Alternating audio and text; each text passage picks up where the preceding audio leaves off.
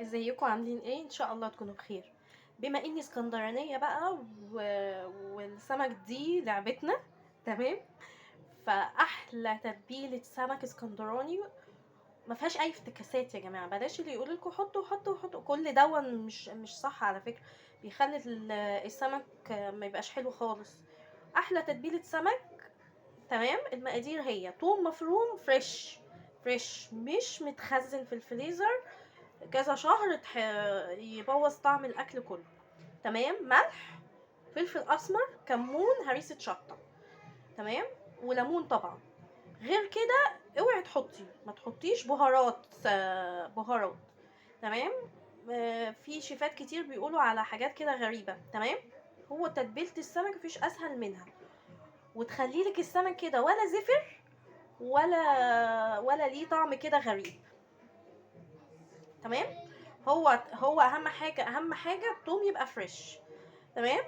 والملح والفلفل الاسمر والكمون وهريسه الشطه. تمام. وتدمجي ده كله كده مع بعض، واوريكي بقى. اهو دمجنا كل ده كده مع بعض، قلبناه كده مع بعض. بسم الله. ونحط بقى الليمون.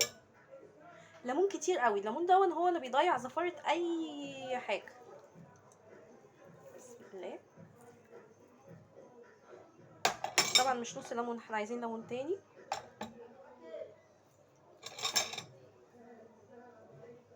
يعني كل ما الليمون كتر كل ما تبقى التتبيله طعمها خطير خطير.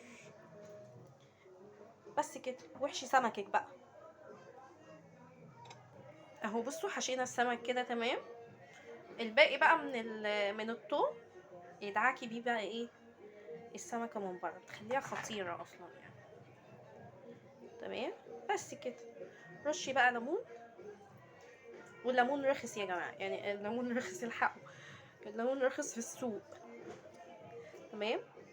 واحلى سمك ان شاء الله. سيبيها بقى ساعتين 3 كده في التتبيله دي، ساعتين. مستعجله ولسه جايه من الشغل، يبقى اتوكلي على الله. هو ربع ساعه عقبال بس ما تعملي الرز، ولا نص ساعه بالكتير قوي وخلاص. واقلي بقى سمكك. طبعا هو متنضف ومغسول كويس جدا من جوه. وخلاص، هو ده تتبيله السمك الاسكندراني. الف هنا وشفا. متنسوش تدعوا لامي بالرحمه، متنسوش اشتراك للقناه. السلام عليكم ورحمه الله وبركاته.